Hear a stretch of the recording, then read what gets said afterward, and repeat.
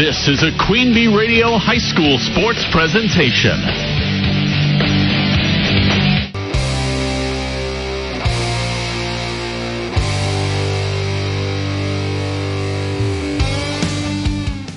Welcome to another edition of the Queen Bee Radio High School Sports Roundup. It's been a very busy week across high school wrestling and high school basketball, and we're going to kick things off with the girls basketball scene, and I'm joined by Platteville/Galena truther Steve Prestigard. Steve, let's talk about the IHSA postseason that tipped off last week, and we have regional champions crowned. Galena is a regional champion. They defeated East Dubuque 66-41. River Ridge Scales Mound, a champion, also defeating Eastland 48-39. Those two will play on Tuesday night. Galena will take on Freeport Aquin, and River Ridge Scales Mound takes on Rockford Lutheran. You will be calling both of those games on Tuesday night on Extreme 107.1. Talk about both Galena and River Ridge Scales Mound. Obviously, Galena, we know, is a powerhouse and, one of the teams that we anticipate to walk away, if not the team to walk away with the state title. But this run by River Ridge Scales Mound looking quite impressive, and they get a regional championship to brag about. That's right. And they played twice at West Carroll last week in their regional. And, well, my mother said something about if you don't have anything nice to say, don't say anything. So I the technology at West Carroll. Fortunately, the basketball team did a whole lot better. River Ridge Scales Mound, pretty dominant performance in their semifinal win over Polo on Monday. And having seen that first game between Sterling Newman Catholic and Eastland, I thought that River Ridge Scales Mound had a pretty good chance of winning Friday.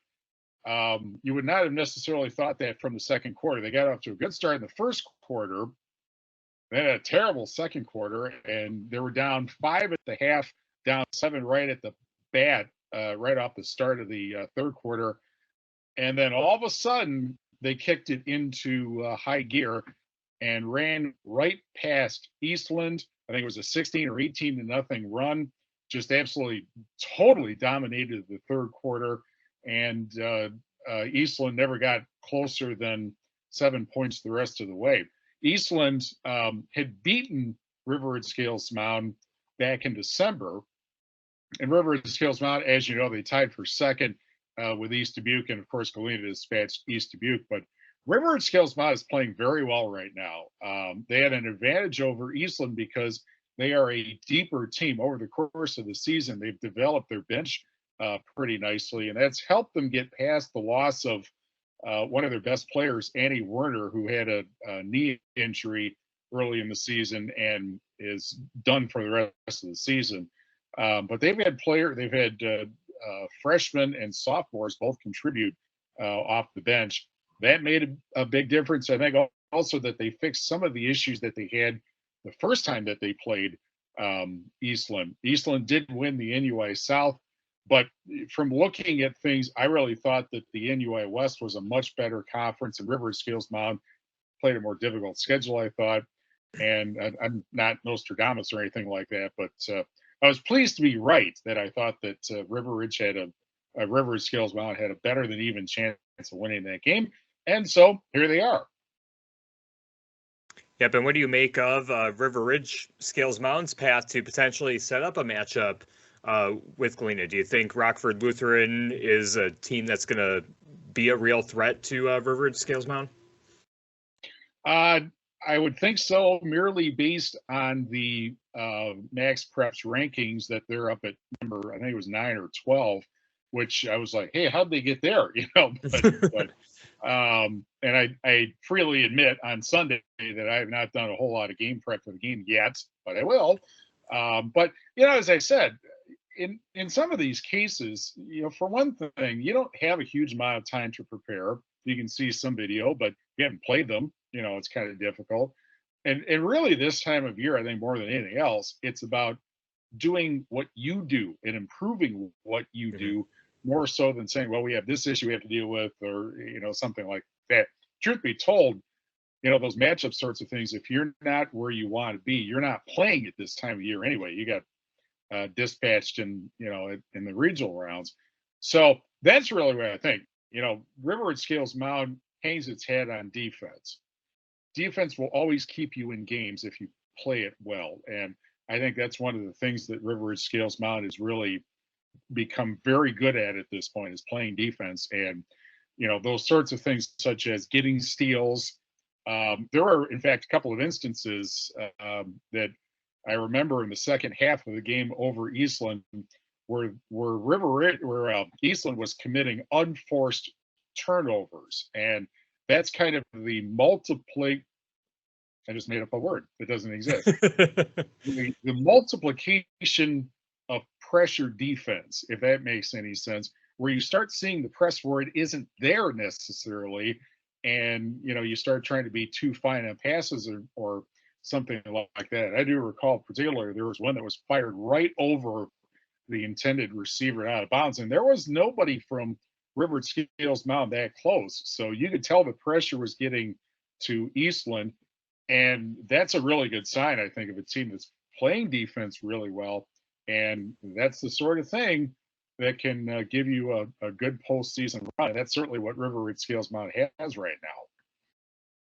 Yep, we'll see how it shakes out for River Ridge Scales Mound. Again, they take on Rockford Lutheran on Tuesday night, and we will also have Galena against Freeport Aquin on Tuesday night, part of a doubleheader on Extreme 107.1. Let's move over to the Wisconsin side, where there were a couple things that still needed to be sorted out conference title-wise. We do know that Cuba City was the SWAL champion. However, they finished with an undefeated record in the SWAL. And then the SWC, Platteville and Prairie du Chien tied for the conference title. They had identical conference records going into Thursday night. The matchups seemed to favor both of them, and they did come out on the winning end on their games on Thursday night. And then Highland winning the Six Rivers West outright. They defeated Shullsburg by 12 on Thursday night. Let's talk about that SWC title race, Steve, because we anticipated that going into that evening that both teams were going to come away with wins, but I believe it was Prairie du Chien that had the tougher matchup against Dodgeville, because Platteville was playing Richland Center, and just kind of checking in on the Platteville-Richland Center game, Platteville jumped out to a 13-0 lead and just didn't look back from there. But it felt like Dodgeville would have had a puncher's chance to defeat Prairie du Chien, but both Platteville and Prairie du Chien finished with identical conference records and come out as the co-champions of the SWC. We also know that Prairie du Chien got a 3 seed in the tournament, Platteville getting the 5 seed. Is that kind of a fair indicator, do you think, as far as how good both those teams are, where they're seated? I know we talked about it a bit last week. We thought Platteville was a bit underseeded, but do you think it's fair that Prairie du Chien is seated higher than Platteville? Well, that's hard to say. Part of it is because they really didn't play the same schedule. Prairie du Chien plays a lot of Iowa and Minnesota teams. They have the tournament at Winona State every year. So it's a little bit difficult to say. I truly believe Platteville played the harder schedule from what I saw, but, it could be, I suppose, that Prairie du Chien's, that their Minnesota and Iowa opponents were good too. The thing to keep in mind is that each team basically dominated the other team on the road. Platteville went to Prairie du Chien. That was their first win of the season, and they put everything together really fast. Prairie du Chien was angry about that and took it out on Platteville when they had the rematch. So, I suppose you could say your guess is as good as anybody else's as to who's going to win the third matchup, if in fact that happens. I do think Platteville's going to have a really hard time because, they got to go to Beloit Turner, which is kind of in the middle of nowhere, as I found out last year when I had to get over there for the boys regional final with Platteville. And if they beat Beloit Turner, then they have to turn around and play Edgerton, which is the number 1 seed. Edgerton hosted Platteville last year. Platteville beat them. So that's kind of 2 strikes against Platteville in the sense that, okay, well, they're the number 1 seed first, and number 2, they want revenge after what happened last year. So I think for that reason, Platteville's probably got, for a team that won a conference title or a share of a conference title, they really got a really difficult postseason run, which is kind of unfortunate. Yeah, it's a very tough draw being a 5 seed, especially where they're positioned in the bracket. Definitely not something that, we feel that Platteville necessarily deserved. I thought that they had a significantly better season than what they had, but computerized seeding, and now that we know that's officially what the bracket is too, we know what the path is, and we'll see what the path looks like for Platteville in Division 3 as the postseason progresses. We do know the games that we are covering on Queen Bee Radio on Tuesday night in the regional quarterfinal round. We will have basketball at Darlington, an 11 seed versus a 6 seed on 97.7 Country WGLR. The winner of that game takes on number 3 seeded Mineral Point. And the other Division 4 matchup that we will have Lancaster at Iowa Grant, the 9 seeded Arrows going to the 8 seeded Panthers. On Super Hits 106, the winner gets the number 1 seed New Glarus. And Steve, looking at the Division 4 bracket, that lower left quadrant, I think the big potential matchup down the line would be Cuba City Mineral Point Part 3, especially given how the last game went. The previous matchup at Mineral Point went to overtime, and really, I think in that bottom half of the bracket, I think the biggest threat to Cuba City is probably Mineral Point. Darlington has not played their best basketball as of late, and in fact, Darlington matching up against basketball again. Darlington just came away with a 62-57 win against basketball in Darlington. So it's going to be a familiar matchup, just about a week or so removed from the previous time that those two met. What do you make of this Division 4 bracket? I think there's some potential fascinating matchups, but I do think Mineral Point Cuba City is probably the biggest end game for a regional final. Well, I would say so. Certainly, I think that the unpredictability of the whole thing, of course, as you know, is that whole third matchup bit. And basketball Darlington playing for the third time. Ultimately, if Iowa, or not Iowa Grant, but as you mentioned, Mineral Point Cuba City, yet another matchup, and at that point, who knows? Basically, I think that the I guess interesting question is where all of the non-SWAL teams fit in there. Right. We know that Lancaster, Lancaster is okay basically this year. Played in a very top-heavy conference with Platteville and Prairie du Chien, and at a conference where, there's a team in the SWC that did not win a game this year. Mm-hmm. But there's some non-conference matchups, but not very many, basically with that conference to the east of all of this. I certainly think that the SWAL plays high quality girls basketball and obviously boys basketball night in and night out. So, are those teams from that other conference going to be much of a stumbling block? I guess we'll certainly find that out. I don't think so, but obviously you get surprised every once in a while. Right. Yeah, it'll be interesting to see how those matchups ultimately fall through. But I do think it's going to be Cuba City Mineral Point for the regional final, and then the potential matchup, the winner of that game, likely going to see New Glarus, in the sectional round.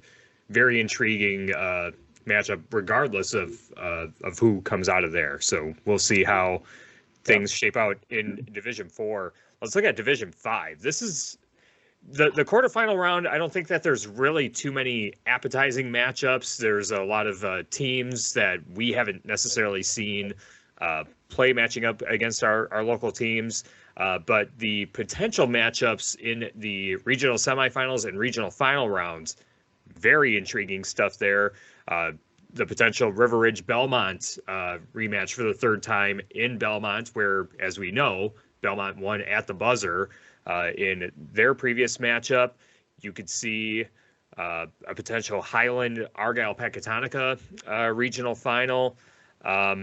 The only game that could be a potential upset in terms of seeding that I think might be Shullsburg over Blackhawk, a 10 over a 7, which would lead to most likely Wazeeka Steuben. And then Wazeeka Steuben potentially taking on the winner of what could be a River Ridge Belmont matchup. I think that the bottom half of that quadrant is very compelling, and if that shakes out the way that we anticipate, and the seeds hold serve, very fun matchup on regional final Saturday night. Yeah, I think there's a possibility that we're going to get a lot of answers as to which of the conferences were really the best conferences possibly in the next week because of those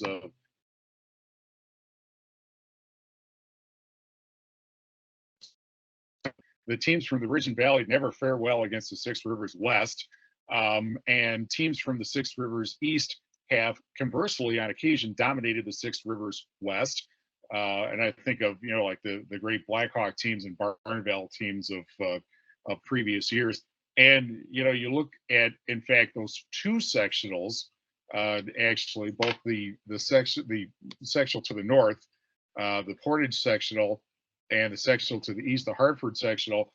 And you've got the top two teams in the Six Rivers East as the number one seeds in both. So, I think we mentioned this last week, it would be fun possibility of maybe two teams out of the Six Rivers East that are brand new co-op programs facing each other at state. That's not a crazy scenario at all because, they are the number one seeds. So, but obviously to get there, you're going to have to do some work. And obviously the Portage sectional, I think, is more interesting to look at as far as Wazeeka Steuben, where they fit in there.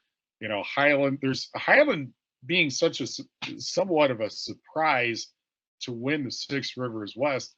That's one of those things where you kind of wonder, how good are they really? And I guess, that's a possibility of finding out. And then Wazeeka Steuben, similarly, they only have 2 losses total this season and, blew right through the Ridge and Valley. But how strong are you really? And any one night, obviously, somebody doesn't show up or somebody kind of overachieves, and then you end up having the result that you don't think is going to happen. So this will be a really interesting conversation, I think, in a week to figure out how did that happen, whatever that happened to me. Yeah, the thing that I just thought about too is, looking at this bracket, Highland was the conference champion. They beat Belmont twice. They're the 4 seed, but Belmont's the 3. And now that I think about it, had those seeds been flipped, that makes it just as interesting and just as compelling. Obviously, we can't do anything about the seeding now, but just kind of interesting that, Highland beats a team twice in a row, wins the conference title, but is seated lower. One of those weird computerized seeding anomalies, I think. Well, man, and that gets to what I kind of feel like is I don't know if flaw is the right term, but the thing about the seeding formula, and I think we talked about this last week also, the fact is that the seeding formula starts with overall record, and there is no additional weight listed for conference games. There just is. It is overall record first, and then it's strength of schedule, and then it goes, strength of opponent schedule and strength of the wins and so on. And I really kind of feel like that's a little strange to me, because what you're saying is that non-conference games, are weighted as much as conference games. That's kind of not how the season is supposed to work. But that's how the system works. And I assume that the coaches wanted it that way. I'm not quite sure why. Certainly, it's the sort of thing that kind of flattens things out as far as a conference like the SWAL, which is in the boys' side is an extraordinarily strong conference, versus the SWC on the boys' side, which was Platteville and everybody else. So and I'm just using boys examples to kind of illustrate here. Mhm. So I think that must be the explanation for how it all worked out. Doesn't really benefit Highland, obviously, because if you're going to have a non-number one seed, you want a 2 or 3 instead of a 4, because you want to kind of, and we've seen this in the NCAAs, right? To delay when you play number one as late as Right. well, that's not Highland's issue, so or they're going to have to face potentially Argyle Pecatonica at the end of next week, this week, as opposed to not until the sectional. And the difference, of course, is if that game ends up happening, you have to go to Argyle Peck instead of, if you play them in the sectional, then you're at a neutral site. And, that always feels like a downside of having to play somebody there as opposed to a neutral site game for obvious reasons. Yeah, especially, going to Richland Center for the sectional as opposed to going to Argyle, a shorter trip for both those teams. And, again, a neutral site, like you said, that could have been, a much different dynamic, but that's how the seedings are. And we'll see how the brackets play themselves out as the first week of the girls basketball postseason on the Wisconsin side gets going. Again, the games that we do know for girls basketball postseason play on Tuesday night, we have the doubleheader from Lena. It'll be Galena taking on Freeport Aquin and River Ridge Scales Mountain taking on Rockford Lutheran on Extreme 1071 and X1071.com. Also Tuesday night on the Wisconsin side, regional quarterfinal action, both games of Division 4, Lancaster at Iowa Grant on Super Hits 106 and Boscobel at Darlington on 97.7 Country WGLR. Now, before we fully close up shop on the girls basketball scene, let's review your girls high five, Steve. And you do have a change in the high five based on what happened on the Illinois side with River Ridge Scales Mountain getting a regional title. That's right. We dropped, or I dropped, there's no we here, Wazeeka Steuben and Argyle or Albany Monticello are now tied for 5th. River Ridge Scales Mountain, that was a big accomplishment for them for obvious reasons, and therefore they deserve to be 4th, I think. But as the rest, it's the same. Cuba City 3rd, Argyle Peck 2nd. You could probably flip those two around, arguably, but that's my story and I'm sticking to it. And Galena remains the team to beat, number 1.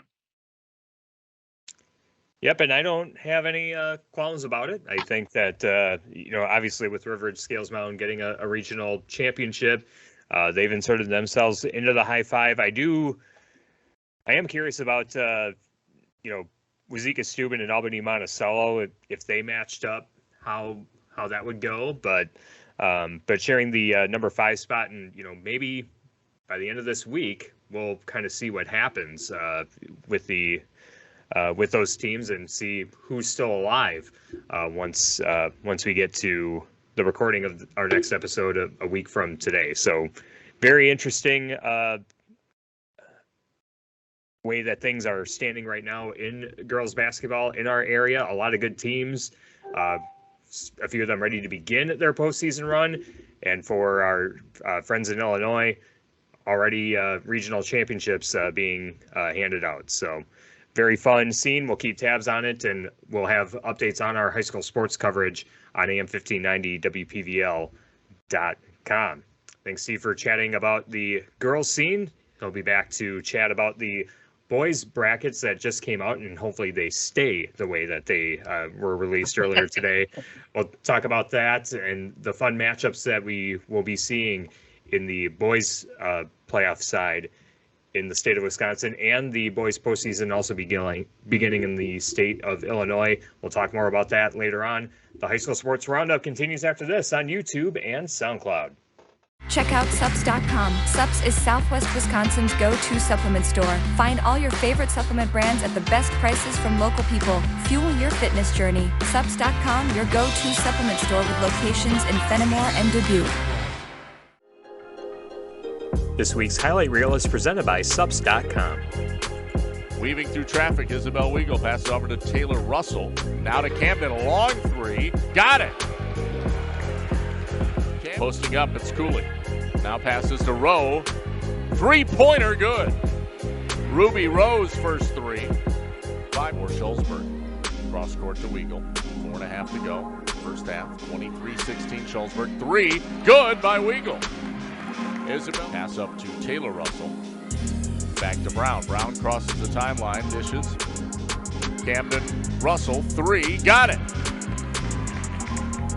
Cooley gets it back, right wing. Now Uloven, open three, top of the key, and she drains it. Opening tip control by Dodgeville, moving right to left, and immediately a three, bullseye. And the rebound grabbed by Hermsen, heading back the other way. And into the corner, a three, bullseye. And here's McGraw to the left corner, and a three rattled in. And Andrew Hessling, a 5'11 sophomore, just exceeded his average, which is 1.8 points a game, and it's 9-8. And then Dodgeville steals the ball at half court. And here's a three for Riley, bullseye. Back-to-back threes, and now it's Dodgeville leading 11-9, 11:53 left in the first half at 6. And a reset back to Murphy for three. Bullseye! And we're tied at 24 and a timeout. Lancaster calls the timeout. 3:13 left in the first half. Takes the three. Now he's going to take the three. Boyan misses it off the back iron. Offensive rebound, and the putback up and good by Aiden Uppana. Cross-court pass, left-hand side. Grady Poppy Berendez for the three. That's the way you do it! Right, on top, Berendez takes. Berendez on the dribble. Comes down lane. Kick out right side. Nethery three. Banked it in! Oh my! Nethery banked it in!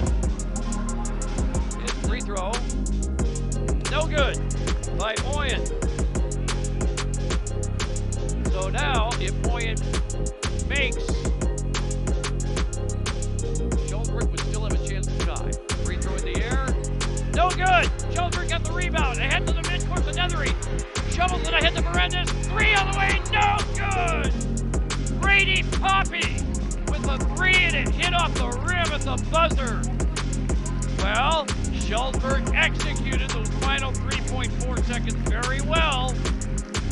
They got it up the floor quickly, and they got Brady Poppy to get a good look at a three at the end. And yeah, look at this. Fans on both sides giving their teams a big standing ovation for giving them an exciting ball game. The final, Potosi 52, Shullsburg 51. Walks it across center court, gets to Sletton, now three-pointer left wing, got it! Sheena Graff with the three. Fredericks, high right side, lobs it down low. Ball kicked out. Caitlin Miller loads up for three, right side, knocks it in! 7.5 minutes to go, 24-22. Here come the Wolves. Zinkel, right side, Braylon Quick, three-pointer, right side, got it! Braylon Quick with the three, River Ridge on top by one, 25-24, 7:15 to play. Ball lobbed in, right side of the paint. Now a three-pointer, right corner, and an answer for Caitlin Miller. Caitlin Miller with her third three-pointer of the half. Highland back on top by two, 27-25, under 7 minutes to play. Zinkel, high right side. Now decides to dribble, hands out to Quick in the corner. Now back to Zinkel. Zinkel dribbles into a double team and banks it in from the right side of the paint to tie it up. Rashawn with the first takedown right to his back. He's got Caves in a full cradle, and there's the pin. Wow. 13 seconds.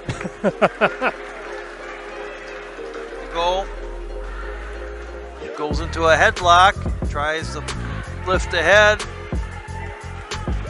and there it is. 3:57. You're going to have Braylon Goebel as your champion. Now taken by Swenson. Outlet pass to Lindsay. Open three, and she drains it. Lacey Lindsay had an open three look, and she nailed it, and now a timeout will be taken. rebound, boarded up by Lindsay of Mineral Point. Gets it back to Kroll. Passes Ingwell, wide open three on the other end, and she drains it. Eliza Ingwell's first three, 9 points for her, and it's 27-13 Mineral Point here with 14:40 to play. Ingwell, top of the key. Dishes it off to Schultz. Into the corner, Lindsay for three, and she got it. Kelly working around the side. He's got that leg again, now trying to hook up with that cradle. He's got it hooked up this time. Very close to near full criteria. There's criteria being met. Kelly's looking to tighten things up. Minute 20, second period. Plenty of time for Kelly. Needs to readjust just a little bit, and it will be a fall. For Max Kelly, the time of 2 minutes and 45 seconds. He's hurt. 45 seconds remaining yet. First period. And there's the ball. Minute, 1 minute, 16 seconds. Able to come up with the reversal. And now looking for more. Tyson Imhoff. Criteria looks like it's been met. I didn't see the official if he swiped it or not. Yep. And there's a ball. Tyson Imhoff, the pin in 2 minutes and 23 seconds. Potosi with the cradle. He's got it locked up, and that's pretty tight. 1 minute remaining here in this first period. Potosi with the knee in the side. There's the pin. 1 minute and 3 seconds for Jackson Bugsy. They'll give Iowa Grand Highland a lead, 28-9 over Aquinas. There's the stalling on Moline.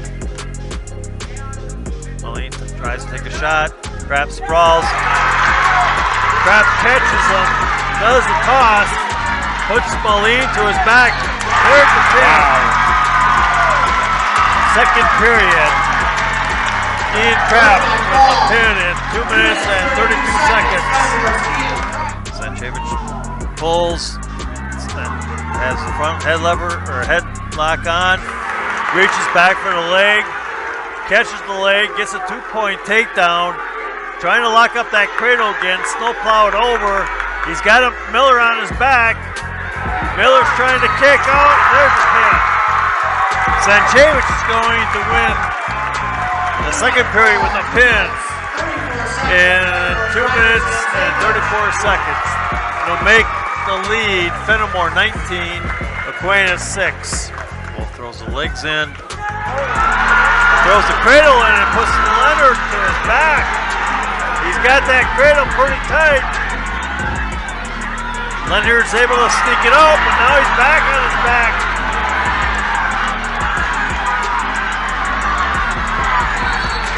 Oh, there's the pin. Wolf catches Leonard in a cradle and picks up the pin in 2 minutes and 29 seconds. That'll give Fennimore the lead, 29-13, going into the heavyweight match. Now he's got him stacked, and there's the pin. Wow. Glassbrenner is going to pick up a pin. And 240 will make the score. Fennimore 38, Aquinas 13. And I think that one was the clincher. Wrap it up. That'll wrap it up for Fennimore. 3 matches remaining.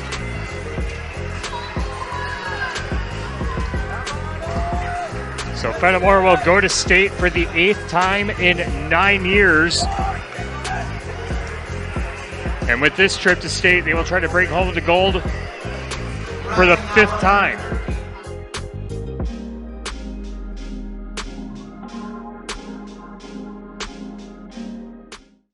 Back on the Queen Bee Radio High School Sports Roundup, a very busy week in our high school wrestling scene as well. And we're joined by Chuck Rasmussen, our Hall of Famer, to go through what we saw this past week. We saw the Fennimore Golden Eagles punch their ticket to state for the 8th time in 9 years. They will be wrestling at the Division III Team State Championship a week from Saturday. And Raz, let's talk about that first, because that was a very loaded team sectional. The number 1, 2, and 3 ranked teams in the state all bottlenecked. At the top of that one, Fennimore having the significantly easier path, as they only had a couple of matches against Royal Wanawak Center in their sectional semifinal. But what a duel we had between Iowa Grant Highland and La Crosse Aquinas, where Aquinas was able to get the win.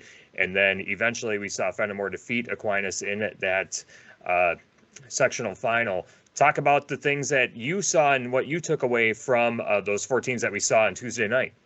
Well, I think you pretty much said it correctly there. You know, that first round, the matches that we saw between La Crosse Aquinas and Iowa Grant, we expected that to be an excellent match, and it was. And you know, one of those that individual match, one way or the other, could have switched things around, and then it could have been Iowa Grant and Fennimore in the championship match. But it was Aquinas in the championship match against Fennimore. You know, that first round match Fennimore had with Royal, that was extremely disappointing, and I think anybody from the outside would agree with that. I guess I am certain that they figured that they were going to get their butts handed to them by Fennimore, which they would have. And instead of making the trip there to the team sectionals, they decided to keep their wrestlers. They had a couple of them, I think, that qualified for individual sectionals, and they just kept them home, and they probably practiced. But that will be something that maybe the WIAA will even look at as they go through their meetings coming up following the wrestling season.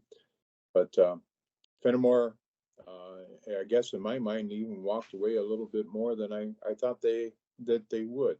They showed a lot of depth, a lot of strength, and good luck to them as they move on. And as you said, 8 out of the 9 years, and it was the other year, the COVID year, where they did not have that. The year that they didn't was 2021, and that was the year Mineral Point won the team state championship. Yep. So yeah, that was the only year that Fennimore didn't qualify during that run since 2016. And you know, just for perspective, like can we quantify just how amazing that streak is for Fennimore? I mean, you know, across any sport, I mean, that is the literal definition of dynasty, and just the fact that they're so consistent and so, you know, so much in the mix, not just, you know, locally, but, you know, a very respected program, you know, across the state of Wisconsin.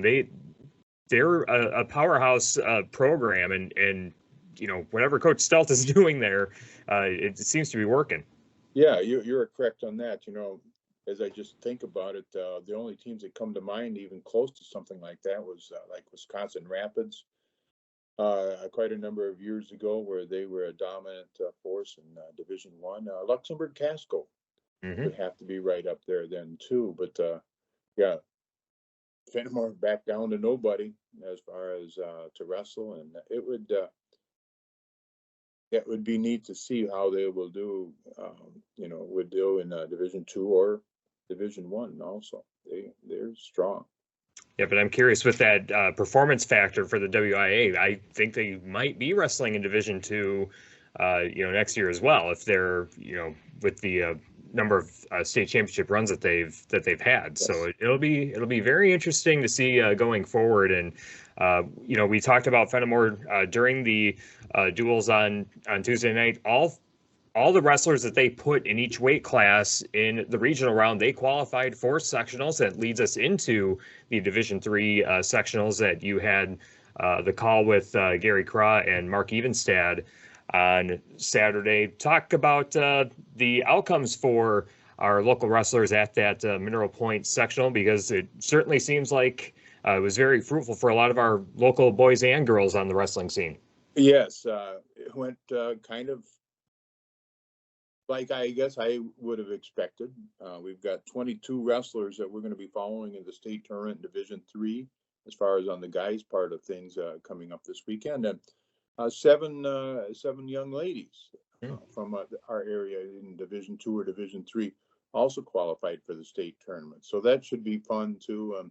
You know, you throw in the 20 others in Division II that we'll be following, and we're going to be a busy group up there. But that is a great thing, and I hope You know, if you were looking at rankings, and again, the rankings that are given out by, I guess I go to Wisconsin Grappler and look at those.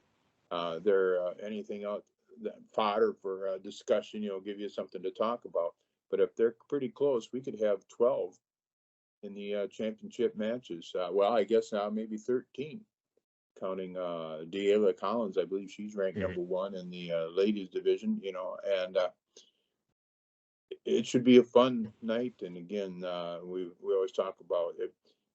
In my mind, the finals at the state tournament, state wrestling tournament, and when they do their parade of champions, it does not get any better, bar sport, in the state of Wisconsin in high school athletics. Come up if you can. It'll chill you, for sure. So yeah, goosebumps. Yeah, that's a very cool scene. Having been able to experience that a couple of years ago with you guys, that was a very fun experience for us to have, as well as the wrestlers competing in those state finals coming up on Saturday night. But as far as the wrestlers coming out of Division III, any particular ones that you feel have the strongest chance to come away with the gold when everything's all said and done on Saturday night? Well, you're asking me to pick out some. I'm going to say Aiden Grudenfelder from Peck Argyle at 106. You know, he was up at 113 all year till regionals. He's going to take in a 50-1 record in Division III. He's now ranked number 1. I think he has an excellent chance to bring home a gold medal. Hunter Stevens, Rowan Carey, they're at 132 pounds. One of those two are, I think, going to come home with a gold medal, the other with a silver. And I think I'm hoping that you'll be able to see them in the finals, both of them there on Saturday night. Elliot Biba, you know, he is a 3-time state qualifier. He's ranked number 2 in the state at 138 pounds. He right now, the number 1 ranked wrestler is Dawson Johnson from Cumberland. He is a 3-time state champion. And it would be just awesome to see, I think, both of those, Dawson and Biba, meet in the finals there Saturday evening. Ian Krapp has looked really, really good, as his teammates Seiler Zanchevitz, Tyson Imhoff, and Zanchevitz. It'd be great to see them match up in the championship match. You know, Tristan Steldt, Jackson Bussey, one of those I'd like to see in the first spot, and the other one in the second spot. Cade Rule has wrestled very well. And, of course, Evan Gratz from Fennimore at 285 pounds, looking to be a repeat state champion. So I probably went a little farther than you expected, but there's 7 or 8 of them in Division III that could be state champions. Yep, absolutely. It's an absolutely loaded Division III from our perspective. And go ahead, Raz. Here's a note for you then too. And we talked about it with the rankings again, fodder, but at our sectional, 9 of the 14 top ranked wrestlers in the state were at our sectional. Wow. That is amazing. Had 58 ranked wrestlers competing last weekend. Just amazing. Just quality pretty much in every weight class. It was fun. Yep, absolutely. Make sure you follow their journeys as the wrestling tournament from the Kohl Center takes place beginning Thursday. There will be 6 total sessions. Our daytime coverage will be on ESPN Radio, AM 1590 WPVL. Our evening coverage on 97.7 Country WGLR.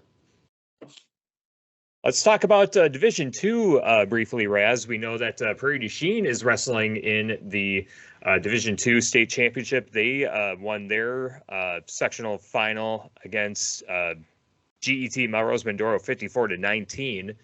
And in Division II, similar to Division III, a very fun and a fruitful event for our Division II wrestlers as well. Talk about what we know about Division II, the wrestlers that we have heading to the Kohl Center coming up on Thursday. Well, it's also going to be another good one. We have 20 area wrestlers that we're going to try to cover there as far as at the Kohl Center. You look at, there's several. Dodgeville's got 4 kids there. Prairie du Chien, as you have just mentioned, has 7 going to be competing there. Darlington Blackhawk, a strong contingent with 5. Richland Center 2, Belmont Platteville, and River Valley each have 1. And I think you're going to see some more state champions in the Division 2. You look at the first 4 weights for Dodgeville. They could all be in the finals there on Saturday evening.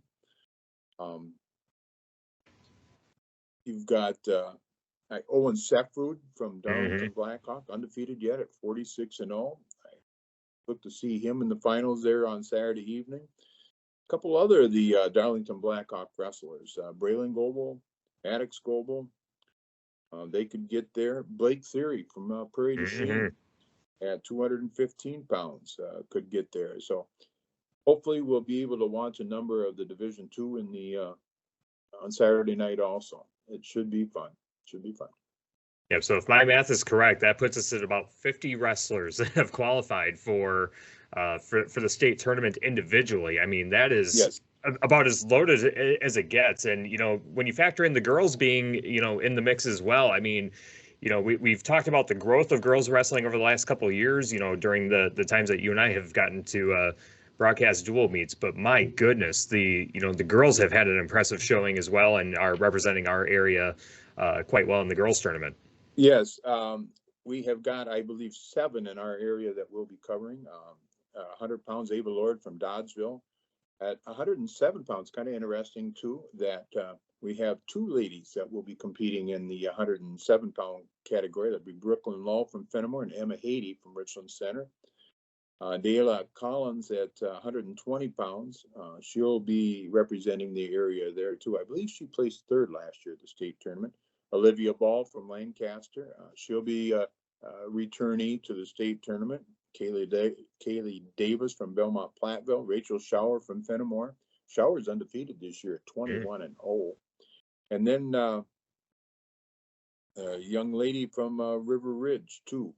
And I don't have her name with me right now, but she'll be competing too. So I guess that would bring it up to 8. And I'm also going to make a quick note here too.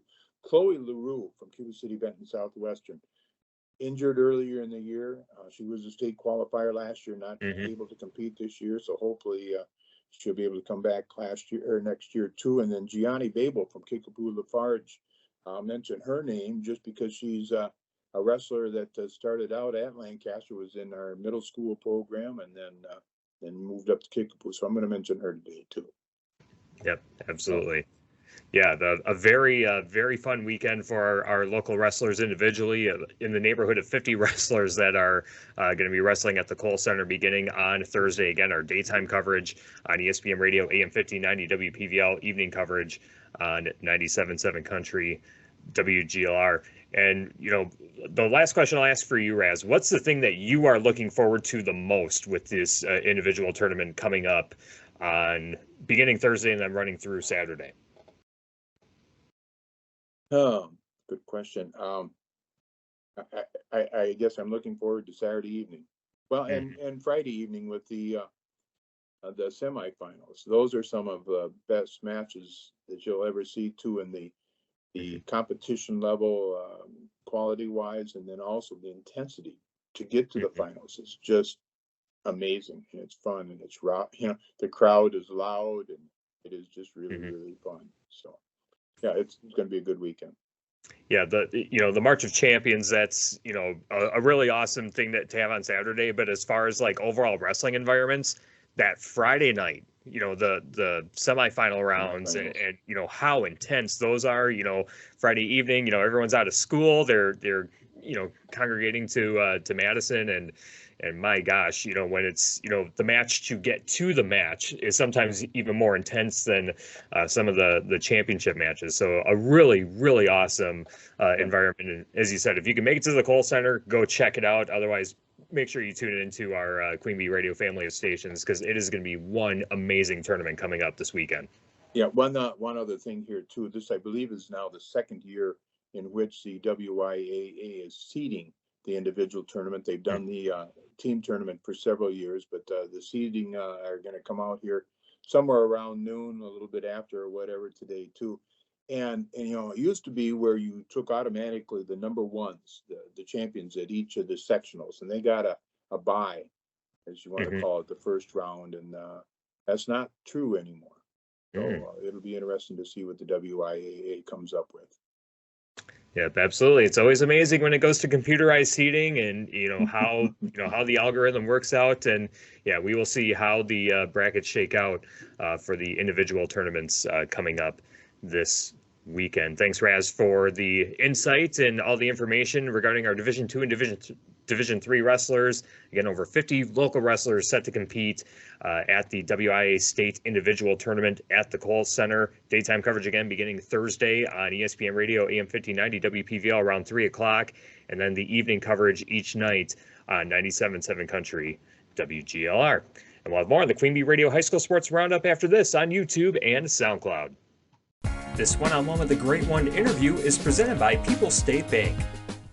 Looking for a checking account with no monthly requirements or service charge? People's State Bank's People's Checking Account is just what you're looking for. This account includes free debit card, online and mobile banking, bill pay, and much more at no cost to you. You heard that right. No cost to you. We're your local community bank ready to serve you. People's State Bank, member FDIC. We are joined by the victorious head coach, Chad Steldt of the Fennimore Golden Eagles. Coach, thank you so much for joining us. Congratulations on the feat, the 8th time in 9 years that your team is going back to state. Talk about tonight's performances overall, the wins against Royal and Wanawak, and then defeating the number 3 ranked team in the state against Aquinas. Was this about the way that you kind of anticipated the match to go? I'll be honest, I thought it was going to be a little closer against Aquinas. We had about a 1 or 2 point split. The 215, we always try to figure worst case scenario. So 215, we were given to them, but anticipating that we could cradle like he did. So he's kind of, Dalton Wolf came through really big, and that was the big game changer. There's a bunch of little matches, and not little matches, important matches, but little things that happened within certain matches where we didn't give up pins or we saved attack, and that kind of kept the momentum going. But once Dalton Wolf hit that pin on Leonard, how you say his name, that was huge. And the cool thing about Wolf is he has a hard time sticking to a game plan sometimes, and the whole game plan was to collar hard, look for our down blocks and our short offense, and then give ourselves a chance on top or on the mat, anywhere on the mat wrestling. He would have been fine. So that was huge. And they kind of made, we were kind of probably anticipating Evan. He usually comes out and gets a pin, but that kid did a pretty good job keeping space. And we weren't getting the stalling calls like we thought we would too. So, but yeah, that's good. I think we, at first, just because our tight duels with Iowa Grant, we were maybe thinking Iowa Grant, but Aquinas came up, showed up today to wrestle, and especially those lower weights in that first duel, you got to take it, hats off to like Hargrove and Malin or Malene, and those guys that kind of came through, because Iowa Grant kind of shifted there and weighed in Elliot Beebe a little heavy, and all the coaches were like, okay, what we anticipate, I don't think I really anticipate him going 150, so that was kind of interesting, but you got it. Yeah, hats off to Aquinas for kind of adapting to a last second situation like that. So. Yep, and talk about what it was like to prepare for this sectional, because to put it bluntly, this is a stacked sectional. With you, Iowa Grant, Highland, and Aquinas, how difficult is it to prepare, knowing that you're going to have one of the top-ranked teams in the state in the sectional final? Knowing that your team was going to advance, what went into the prep work and what got your team ready for tonight's performance? For the last couple of years, this team section has been pretty tough. It kind of sucks it's on a Tuesday because it's a tight turnaround, especially for all the lower weights that are watching their weight. Jaron Glassbrenner being a freshman, and Colton Tollefson. It's kind of Sawyer Swadek that we saw wrestle at 120, and he's kind of in that lineup. It's hard for those guys because they're young, they haven't been through it before, and they wrestle Saturday, and it feels like they're wrestling right away, making weight again. So that part is tough. But for us, I think we have the system kind of nailed down. It really doesn't change. We focus on individual regionals at first, and then we just make sure the individual technique is kind of cleaning up, and the speed of our hand fights and our attacks are just picking up along, from conference onward. So I don't know if it necessarily changes. We have to rest a little bit more before Tuesday, which kind of it puts us at probably a little disadvantage for this Saturday, but I think this team will adapt. I think the biggest part is the mental game, and I think we do a pretty good job mentally prepping our guys pretty good and letting them know it's just another match and they got to wrestle somewhat relaxed, but at the same time bring a very intense offensive attack. And they for the most part, majority of them did that. There was a couple areas that we faltered in a couple weights, but overall they did a really good job doing that. Coach Steldt, our guest on the Culver's Cool Down post-match show, one of the things that I thought was an incredible feat, looking back at what came out of the regional round, is that you did put a wrestler in each weight class into the sectional round, and that combined with the accomplishment of getting your team to state again, how do you kind of quantify the accomplishments that this team has had this season? Because on paper, I mean, it just seems like your team has been dominant and continues to be dominant all the way through, but there's a lot of work that goes into making that happen. Talk about the work ethic and everything that your team had to do to get themselves ready and put themselves in the spot to be successful. There was a lot more. This was been probably a little more stressful than I would like this year. Once again, with the lineup part of it, with Amber Nutter deciding to go the Greco route, that kind of left a hole. But we had guys that were very consistent: Dalton Leffler, Cade Birchman, Malin Hahn, in the offseason, that they actually looked at they had a better opportunity to make varsity and make a name for themselves. So I think as a whole, overall, it's consistency with up and down the program, starting, in middle school, and that commitment, belief that the process works. You just got to give it time. And so we're doing technique and we're doing training that's more for long-term success rather than just winning for the next match. And sometimes that can be hard because long-term success, you take some bumps right away, and it's hard to motivate sometimes the parents and the kids, let them know that what we're doing is right. It's just going to take time. And so I think those combined, the belief in the system and then the consistency year-round, that you can't take a lot of time off nowadays, and I don't know if that's – I'm kind of in between if that's good or bad. Our kids do it. I have a huge buy-in from the fan base and Fennimore and the administration and the kids. It helps to win, but that's it. It says a lot for those. It says a lot for the community as a whole that they commit so much, and sometimes that means they forgo some other things and they have to sacrifice certain things. So this team has done it. I'm sure the next team will do it. And as long as we keep winning, it's easy to join when the culture's good. So well, and talk about that culture, because again, 8 trips to state in 9 years. I mean, dynasty is a word that gets thrown around with that. Your team is going to go for their 5th team title. You have individual sectionals coming up on Saturday, individual state the following. Talk about what it's like building that culture and seeing that culture grow, and how gratifying is it for you as the coach to see the fruits of your work and everything that you do to help these kids be successful paying off. Yeah, I don't try to get wrapped up in the, what I have done, because I think that kind of slows me down a little bit, and I don't, I probably should take some more time to appreciate it, what we have done. We definitely have changed the town here. The Fennimore, I don't think has ever really, they've been known for individual wrestling, but the team aspect is something new starting in 2014, and I think that is appealing to a lot of families and kids, that their kid can be involved even if they're not going to be a state champ or driven to go to the university, but they can be a part of a culture that's winning and be a part of a bigger group of like friends and family. So that part is gratifying. I think sometimes the most gratifying thing, seeing it all come together, is when the little kids, like tonight, this reminds me of a duel in the 90s and small gym, packed house, and I look up at the stage and there's a bunch of 3rd, 4th graders and the next generation seeing it, and then them believing they can be out there. I think that is probably more gratifying, because with the high school we're always looking for the next thing, and we probably should take some more time to appreciate how far we have came. On the culture part of it, it comes back to just in the belief that we make daily progress in what we're doing, even on the mat obviously, but off the mat, it improves lives, and it improves. We have a lot of kids that struggle socially and emotionally, and being a part of something like this helps them get through. And a lot of times, sometimes those guys find an inner strength and motivation that they're pretty special in the sport. So, and that's what sports is supposed to do overall. They're supposed to help small communities like this come together and believe in a youth and believe in more in a bigger community than just their immediate family. And I think, those things are pretty special. And sometimes I wonder, like, how do we get here so fast? Right.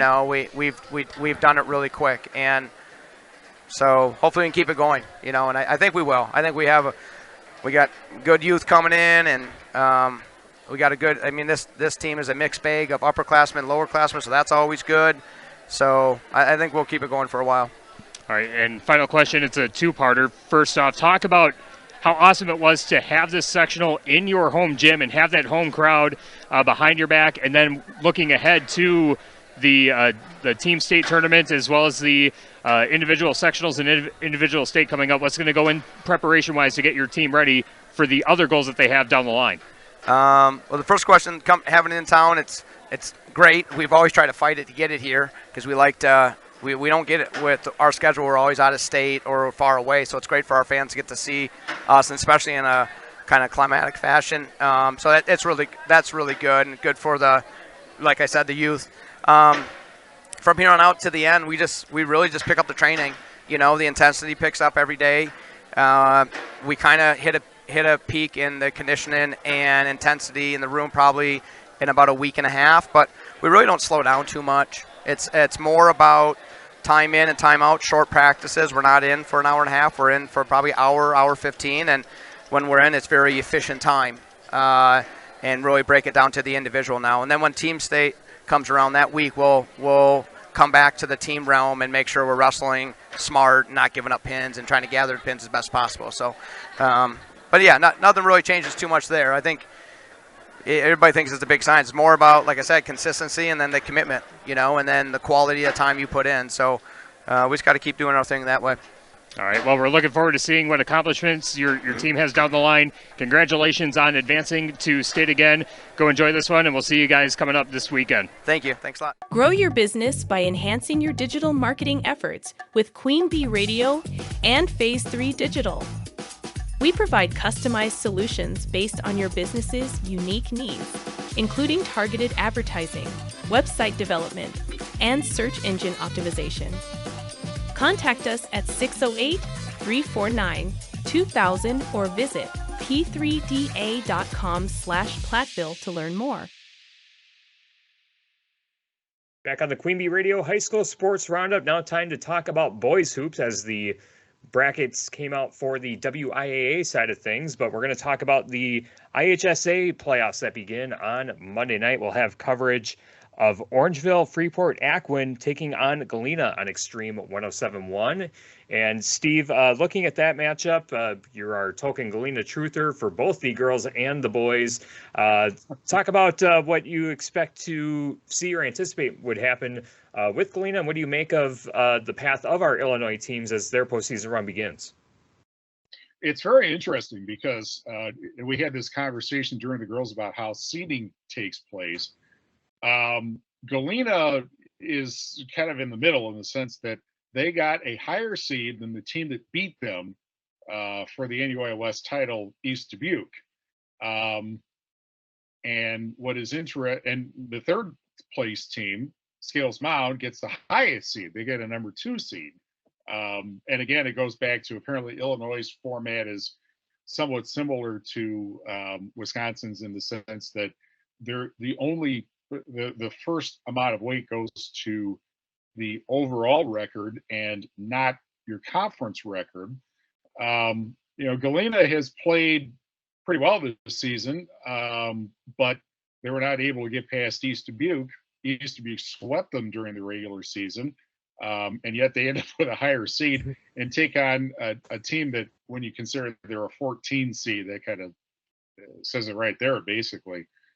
And what is also interesting about this is that they are in a separate regional from both East Dubuque and Scales Mound. They're playing in the East Dubuque regional, and there is you've got East Dubuque taking on Warren in the first round on Monday night. Scales Mountain gets a bye, and they will take on either River Ridge, who I think was fourth ultimately in the NUI West, or Lena Winslow, which is a slightly higher seed. Those two teams, River Ridge and Lena Winslow, are playing Monday night. So for a team that ended up third in their conference, I would say Scales Mountain has to be very happy with how things ended up seeding wise. Yep, agreed, and we'll see how the postseason run shakes out. We will anticipate having coverage of the Illinois boys on Wednesday night as well. We'll see how the quarterfinal round shakes out, but check out AM 1590 WPVL and tune into our Queen Bee Radio socials for what games we will have as the postseason progresses on the Illinois side. Now let's talk about the boys basketball brackets that came out in the state of Wisconsin. They just came out a couple hours ago before we started recording, and a much smoother bracket reveal process this go around, and everything seems to be holding serve. And we got to talk about our Platteville Hillmen, our Platteville Truther on board with us, and they get the number 1 seed in Division III. They await the winner of Dodgeville and Mauston, so Platteville has a bye into the regional semifinal round. And, Steve, looking at the path for Platteville, a very favorable schedule, both geographically and with the opponents that they could potentially see down the line. Some familiar opponents. Dodgeville could be the team that comes out of there. Prairie du Chien, also a possibility. They're a 5 seed. They take on Evansville, the 12 seed, and then would potentially see Lodi. The sectional semifinal is scheduled to be at Dodgeville, and the sectional final set to be at Wisconsin Dells. So geographically, this is about as good of a path for the Hillmen as you could ask for. I would definitely believe that's the case. When you look at the rest of the SWC, of course, Lancaster doesn't count because they're Division IV, but Platteville has really not had any problem with anybody. Prairie du Chien's played them hard. Dodgeville hung around with them for a while, and then Platteville pulled away from them. One thing that is going to be kind of interesting about this is that Platteville plays Dodgeville Thursday to wrap up the regular season, and then they could turn around and play them again in a week, conceivably, because that 9-8-1 matchup, Dodgeville's the number 9 seed, and if they're able to go to Mauston and get a win, then they would end up facing Platteville for the second time in a week. And that's one of those, that's kind of interesting. Right. Those are the sorts of things of which upsets are sometimes made. But, at this point, I would be a little skeptical about that, simply because Platteville has just proven that they are far better than everybody else to this point in the SWC. Yep, and Mike Hoosier mentioning, a couple of weeks ago on the game that I covered when they played Cuba City, that Platteville's found another gear, and they have looked pretty darn impressive over their last stretch of games, playing their absolute best basketball at the right time, heading into the postseason. And yeah, they could very much go on a deep postseason run. The Hillmen definitely a team to watch in our area, and more specifically in Division III. Looking at Division IV, Mineral Point gets the 1 seed. Darlington gets the 2 seed. I don't think that was any surprise. I think it was just going to be who would get the 1 or who would get the 2. But we were talking about this last week and maybe even the week before about how the teams in the half sectional that Mineral Point and Darlington are in, none of those teams had winning records at the time that we recorded that episode. So it was, curious to see how the seedings would play out, but Mineral Point will await the winner of the number 9 seed Riverdale and number 8 seed Iowa Grant.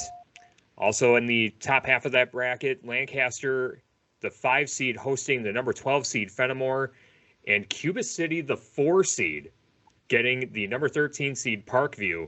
And what I find very interesting about this bracket, Steve, is that if you would have told me that Cuba City would have a viable path to a regional final, I don't know if I would have taken that, but with the way that things look, and given the fact that Cuba City beat Lancaster handily, they have a favorable matchup against Parkview to begin. it could be Cuba City and the Pointers in the regional final. And, the more things change, the more they stay the same. It could be those two meeting in a regional final again. Yeah, how many times have they played in the postseason? The thing that's interesting about Cuba City, so I did their game against Iowa Grant on Tuesday, and remember talking to Tanner Sheeby that he thought that Cuba City could get as high as a 3rd seed. That did not quite happen. And the difference between a 3rd seed and a 4th seed is where you might face the number 1 seed, obviously. Regional final if you're the number 4 seed, sectional semifinal if you are the number 3 seed, assuming that you beat the number 2 seed in that particular case. But, it's been a very streaky season for Cuba City. They're right now on a 3-game winning streak, so that's a good thing for them. And I think the fact that they are on that winning streak is, and they're going to be favored when they play basketball to wrap up the regular season. So going into the postseason on a good run, I think is going to really benefit the Cubans at this point. They are certainly playing more consistent basketball and better defense than they played earlier in the season, and that's to their benefit, certainly.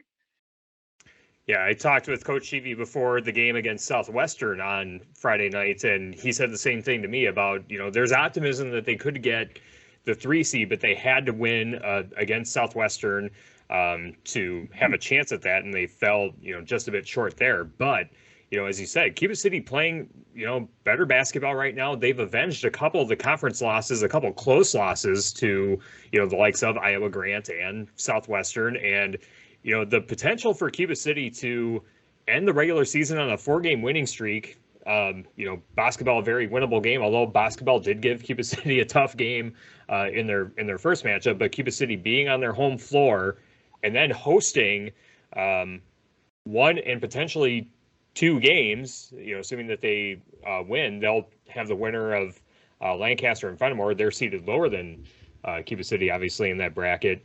But a nice reward for Cuba City where, as you said, they've been very streaky this year, but they're on a good streak right now and playing some very confident basketball.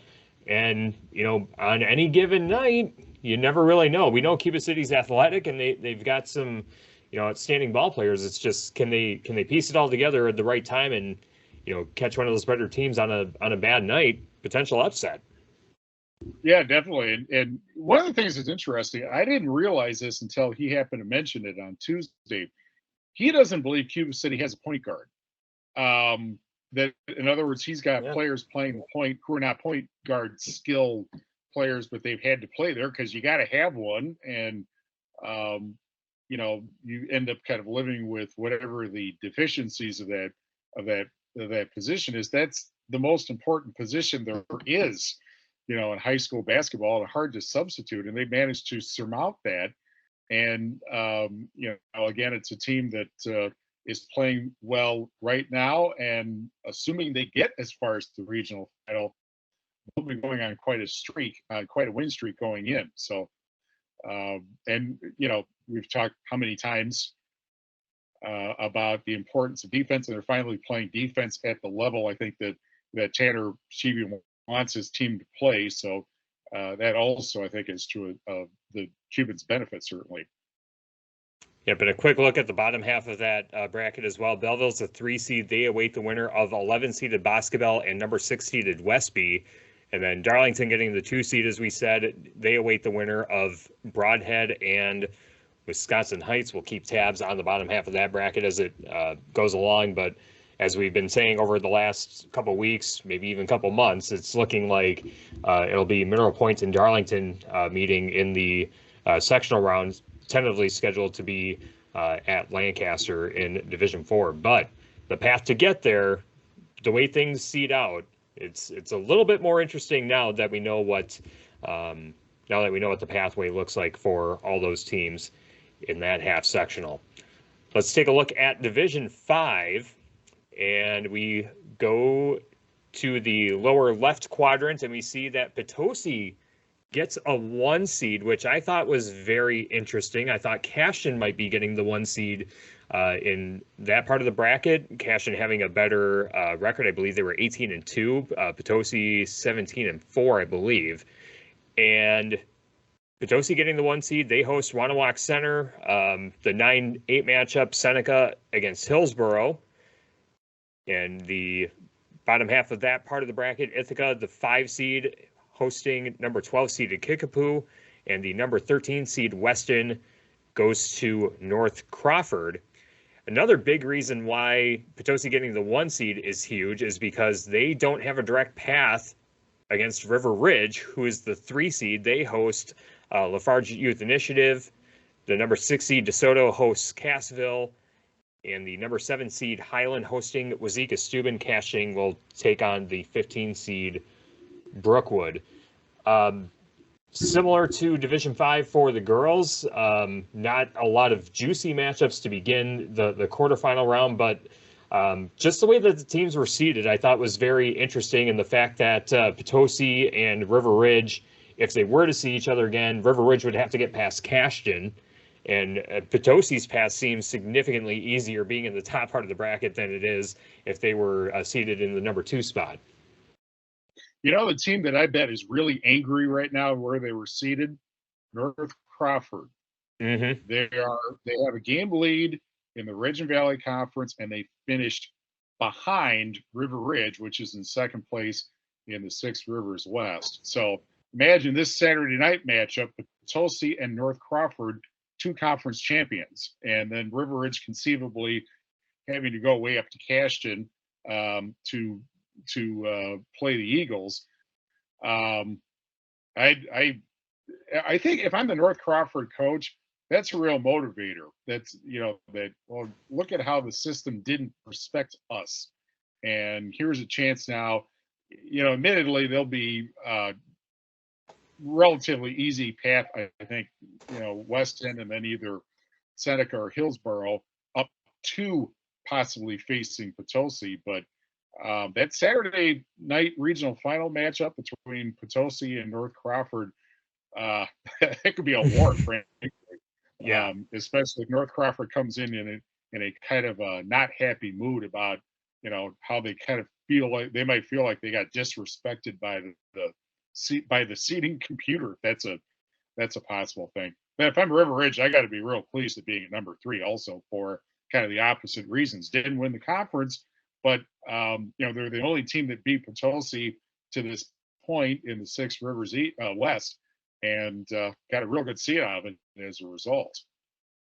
Yeah, real quickly, going back to your North Crawford point, they still have to get past Ithaca, and Ithaca beat them in conference play this year too. So there's a third matchup and a rubber match between those two for the opportunity to potentially see Potosi as well. That's not an easy, or that's not a gimme game at all for North Crawford. That's a very compelling matchup. And just considering the fact that both North Crawford and Ithaca were ranked in the top 10 at varying points throughout the season as well. That's a very loaded half sectional, and they're all kind of jumbled in that upper quadrant of the bracket. I was saying that Potosi's path is significantly easier, but they won't have to see really a tough team up until they see that North Crawford Ithaca winner. So it's a much easier path for them, whereas River Ridge, the 3 seed, Cassville, if they're hot on the right night, potential upset over DeSoto. We saw Cassville pull off an upset last year. It's not something that I would rule out. But you also have Highland, the 7 seed, potentially taking on Cashton. I'm pretty much banking on Cashton making it to the regional final, and I think River Ridge has an advantage in getting to that regional final. So I'm anticipating Ridge and Cashton to meet in that regional final up in Cashton. I think that could be one heck of a basketball game too, just with the way River Ridge's athleticism and with the way that they've been playing some good basketball as of late as well. Potential barn burner matchup up in Cashton. Oh yeah, definitely. There's no question about that. And the Scenic Bluffs tends to play better basketball than the Ridge and Valley does. But on the other hand, we've seen, Wazeeka Steuben go to state, out of the Ridge and Valley Conference. And kind of because of past history, we tend to discount the Ridge and Valley in the postseason. And oftentimes also because of how non-conference matchups between the Ridge and Valley and the Six Rivers West turn out. But once you get into the postseason, we'll find out, obviously, how good North Crawford is, how good Ithaca is, based on, and how good Cashed is, for that matter, based on how far they're able to advance. Yep, that part of the bracket in Division 5, very interesting. There's also another quadrant of the bracket that we have our eye on, with a number of Six Rivers West and Six Rivers East teams in competition. On the upper right, it's Abundant Life. They take on Judah. Abundant Life, the 1 seed, Judah, the 16 seed. Then we see number 9 seeded Albany traveling to number 8 Monticello. The number 5 seed Argyle hosting number 12 Rio. And then 13 seed Madison Country Day taking on Southwestern. Here's where I think the bracket gets a little interesting, because Southwestern's a 4 seed. Shullsburg is a 3 seed, and they host Benton. The 11 seed Belmont goes to number 6 Fall River, and number 7 seeded Pecatonica hosts number 10 St. Ambrose, and number 15 seeded Blackhawk goes to Barneveld, the 2 seed. I'm very curious about Southwestern and Shullsburg. Should those two be swapped? And Southwestern finishing in that number 3 spot in the SWAL, you would think that playing tougher competition and finishing higher in that conference would be a bit of an advantage. But Shullsburg has had a very nice season themselves, and Shullsburg has beaten the likes of Scales Mound. They've beaten River Ridge once before earlier in the season. I'm guessing that Shullsburg's big wins were bigger than Southwestern's biggest wins, and I think that's probably why they are the 3 seed. But what do you make of that part of the bracket in Division 5? There's some Shullsburg could go on a run and meet Barneveld in the regional final, and there could be multiple teams from the Six Rivers West coming home with the regional titles on Saturday. Yeah, conceivably, because one of the interesting stories this year has also been the top of the Six Rivers East has been kind of a who does what on a particular night, because coming into this week you have Barneveld, Argyle, and Pecatonica 1, 2, and 2, and that'll be decided obviously this coming week. But if you look at their overall records, Barneveld is 16-6, and Argyle is 15-7, and Peck is 13-7. I'm not quite sure that's accurate. I don't think they're playing 4 games this week, but that's been a very top-heavy conference in the sense of really good teams at the top and somewhat less so, or considerably less so, right at the bottom. As far as that whole Shullsburg or Southwestern against that group, I'm a little bit surprised also. I think it's possible that Southwestern ended up losing a number 3 seed conceivably by getting beaten by Cuba City last week. Right. Maybe they get the 3rd and Shullsburg gets the 4th, and that ends up being flipped for what actually ends up being the case. Having said that, I do really believe it. You look at the number 1 seed in that bracket, Madison Abundant Life, has kind of come out of nowhere, really, to be the number 1 seed. They've been ranked for quite a while. I have to wonder, though, what kind of team that is, because they have come out of, they weren't ranked at all last year that I remember. They weren't ranked, I think, at the beginning of the year, and then suddenly they were. And actually, I know they weren't ranked last year because last year they were a co-op team with St. Ambrose, which is now an independent team, which is now coached by Chris Wetler, the former UW Platteville assistant coach and former Madison Edgewood coach. So Abundant Life's kind of come out of nowhere, and they've been very good this year to be a number 1 seed. But if I'm Southwestern, I'm not really very intimidated by that. If they get to the regional final against Abundant Life, I think that's going to be a great ball game, and well, I guess leave it at that for at that point. And then, as you pointed out, Shullsburg has based on what they were picked to do this year, I think has certainly overachieved. And I have to think, I don't know if Barneveld and Shullsburg have played this year, but I might conceivably lean towards Shullsburg a little bit if they were playing as a regional final opponent against Barneveld. So yeah, it could be like Six Rivers West Day in a couple of weeks when the sectional semifinals take place. Yeah, it's very fun, and yeah, like I said, the quarterfinal games really not a whole lot of appeal as far as the matchups, but the potential matchups down the line, obviously very, very compelling, and a lot of really fun scenarios, especially in Division 5, that we'll keep tabs on as the postseason rolls along.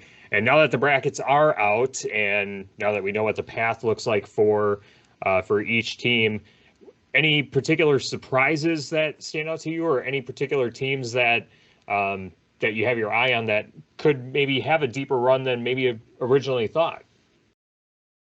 Well, as I said, I like Southwestern.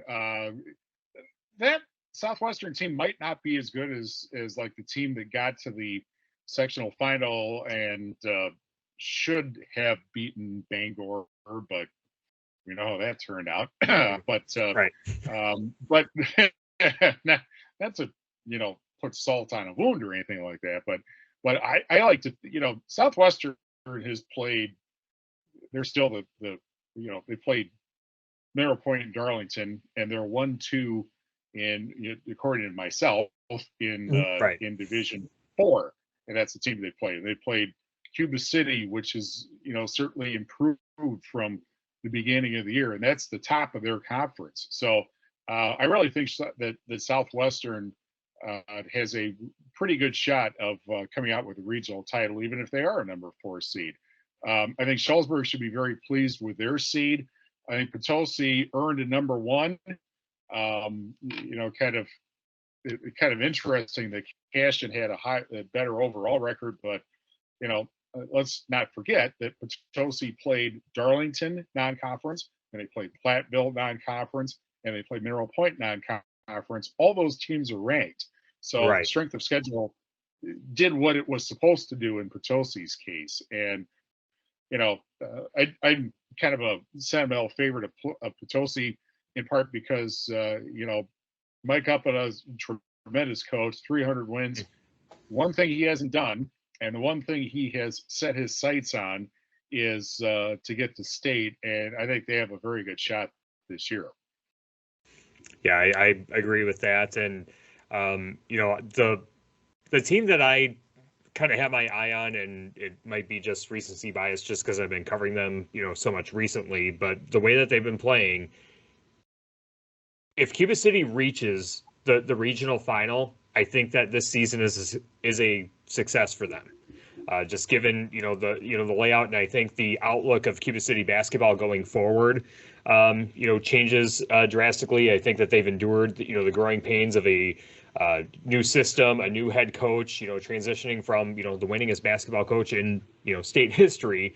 That's no easy task, and the way that the players play for Coach Sheevy, just talking to the kids post-game interviews, and talking with Coach Sheevy as well. There's a really awesome energy with those kids, and I think that they have a potential. If they reach the regional final, I think that that's considered a success. Anything beyond that is obviously much more successful than I think anyone would have originally anticipated. But I think that the Cubans, should they reach the regional final, I think that that makes this season a success for them. And then as you said, on the Division 5 side, Shullsburg. I mean, again, a team that no one really kind of had the eye on, maybe just kind of the middle of the pack in the Six Rivers West, but they have a pretty viable path to play for a regional championship. And, as we said, I don't think that they're intimidated by going into Barneveld to, take a team off there and be a team that advances to the sectional round. I don't think that it's out of the realm of possibility of that happening. So, yeah, Shullsburg and Cuba City are kind of my two teams to kind of have an eye on as the postseason progresses. And before we close up shop on the boys basketball side, let's go over your high five. Any changes on the boys side from last week, Steve? You're gonna have to tell me what it is, but no, is the answer, because everybody basically held serve this week. If I expanded it to 10, that would be a more interesting discussion, I think. But basically, Mineral Point, Darlington, Platteville, Potosi, and I think I picked North Crawford actually now 5th. Did I do that? I think you had North Crawford and Ithaca tied for 5th. Yep. Oh, that's right. Yeah. So I think that basically everybody pretty much held serve this week. Platteville has not gotten a huge amount of attention, which is kind of funny, partly because maybe they haven't been really tested at all in the SWC, but they also haven't lost in a month and a half. They got beat in Milwaukee, and they haven't lost since. And they haven't even had really very close games since. And we're friends with Mike Hoosier, obviously the Platteville coach, and that would be keep this in mind. Platteville hasn't been to state since 1967. Potosi, to mention them before, they've never been to state. So to see those two make a deep postseason run, that would be a lot of fun in my corner of the state anyway. Yeah, absolutely. Yeah, I would be. They're the teams to root for, especially, given where they're positioned and they have a very viable path to make a deep postseason run. Again, your high five from last week: Mineral Point #1, Darlington #2, Platteville #3, Potosi #4, North Crawford and Ithaca tied for 5th, which, again, interesting because North Crawford and Ithaca could see each other in the regional semifinal round, the way that the seeds are. But Mineral Point a 1 seed, Darlington a 2 seed in the same bracket as Mineral Point, and Platteville and Potosi all #1 seeds as well. I would say, keep River Ridge in mind for consideration for the high five as well. And maybe they will crack the high five if they're still alive once we advance through the regional round. But that's another week from now, and we will sort out what our coverage is going to look like for the postseason boys basketball in the Wisconsin side. We'll have information on that next week on the High School Sports Roundup. And that will wrap up this week. Oh, go ahead. This is the time of year where I got called last year, have game will travel. That's me. That's all of us, actually. Yeah. Yep. We'll find out when everyone else does, and we will adjust our coverage plans and travel destinations accordingly, because who knows what happens. We have an idea on what could happen, and then we know that stuff happens from time to time as far as how games go. And we'll see what the postseason brings for all of our local teams, as next week all of our basketball teams will be in postseason play, and we'll see who's still standing when we get to next week's episode of the Queen Bee Radio High School Sports Roundup. For Steve Pressegard and for Chuck Rasmussen, I'm Tyler DeCanis. Thanks so much for watching, and we'll see you for another episode next week.